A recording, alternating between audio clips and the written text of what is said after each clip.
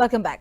Formula ఈ car race కేసులో ACB అధికారులు దూకుడు పెంచారు. ఈ కేసులో ఆరోపణలు ఎదుర్కొంటున్న మాజీ మంత్రి కేటీఆర్ వాడిన సెల్ ఫోన్, ల్యాప్టాప్ అప్పగించాలని ఏసీబీ ఆదేశాలు జారీ చేసింది.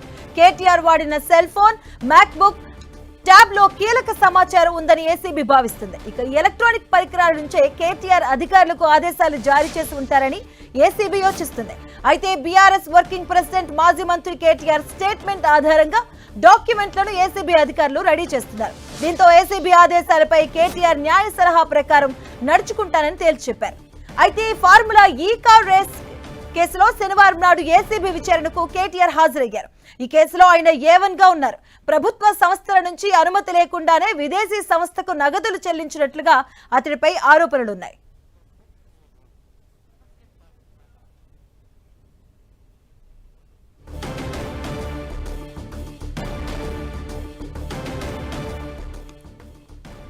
ఫార్ములా ఈ కార్ రేస్ కేసులో ఏసీబీ దూకుడు పెంచింది. దీనికి సంబంధించిన పూర్తి అప్డేట్స్ మా కరెస్పాండెంట్ సునీల్ అందిస్తారు. సునీల్,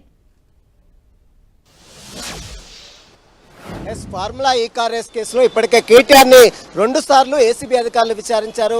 అతని యొక్క స్టేట్మెంట్ కూడా నమోదు చేస్తున్నారు. ఇటీవల కాలంలో 7 గంటల పాటు గత సోమవారం రోజు కేటీఆర్ ని సుదీర్ఘంగా విచారించిన తర్వాత 2021 నుంచి 2023 వరకు మీరు యూజ్ చేసినటువంటి మొబైల్స్, ల్యాప్టాప్స్ ఏసీబీకి సమర్పించాలని కేటీఆర్ ని ఏసీబీ అధికారులు ఆదేశాలు జారీ చేసిన నేపథ్యంలో ఆ రోజు విచారణకు వచ్చే సమయంలో తాను ఫోన్స్ తీసుకురాలేదు, ల్యాప్టాప్స్ తీసుకురాలేదంటూ కేటీఆర్ ఏసీబీ అధికారులు చెప్పారు. అయితే ఖచ్చితంగా ఈ నెల 18వ తారీఖు అంటే ఈ రోజు ఖచ్చితంగా ఏసీబీ అధికారులకు వాడినటువంటి 2021, 2023 వరకు వాడినటువంటి 2 మొబైల్స్ను కూడా తీసుకొని ఏసీబీ అధికారులకు ఇవ్వాలి. మరోవైపు ల్యాప్టాప్, తన వ్యక్తిగత సంబంధించినటువంటి ల్యాప్టాప్ను కూడా ఏసీబీ అధికారులు సమర్పించాలంటూ కూడా ఏసీబీ అధికారులు కేటీఆర్కి ఆదేశాలు జారీ చేస్తారు. అయితే ఎప్పుడైతే ఏసీబీ అధికారులు కేటీఆర్కు ల్యాప్టాప్తో పాటు ఫోన్లు ఇవ్వాలని ఆదేశాలు జారీ చేస్తారో వెంటనే కేటీఆర్ ఆ న్యాయ నిపుణులతో సలహాలు తీసుకున్నారు. ఒకవేళ ల్యాప్టాప్తో పాటు ఫోన్స్ ఇస్తే ఎలాంటి పరిణామాలు చోటు చేసుకుంటాయనే దానిపై కూడా న్యాయ నిపుణులతో కేటీఆర్ కొంత సలహాలు, సూచనలు కూడా తీసుకున్నారు. మరి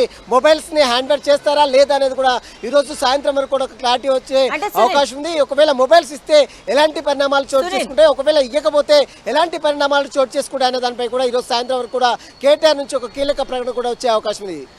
ఈ అంశంపై న్యాయ నిపుణులతో ఆయన చర్చించిన తర్వాత ఆర్టికల్ 21 కూడా ఆయన మాట్లాడడం జరిగింది. అంటే మాట్లాడినట్టుగా తెలుస్తూ ఉంది. దీంట్లో అంటే రాజ్యాంగ పరంగా వ్యక్తిగతంగా ఉన్న వాటిని ఇవ్వాల్సిన అవసరం లేదు. అలా గతంలో జరిగినటువంటి తీర్పులు కూడా ఆయన చూపించారు ఎగ్జాంపుల్ గా తెలుస్తుంది. సో ఈ నేపథ్యంలో ఏసీబీ ఎలా ముందుకెళ్లే అవకాశం ఉంటుంది?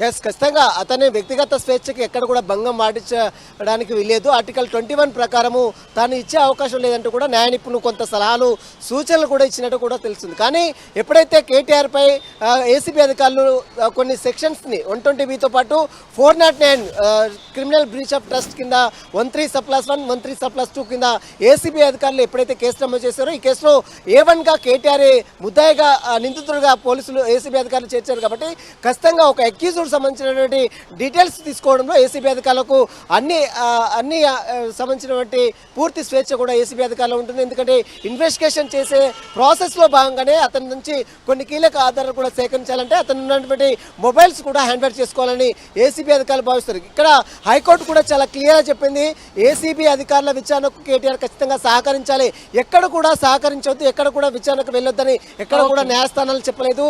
దీంతో కేటీఆర్ విచారణకు హాజరు కావడం జరిగింది. మరోవైపు న్యాయవాది సమక్షంలో అతను విచారిస్తున్నారు.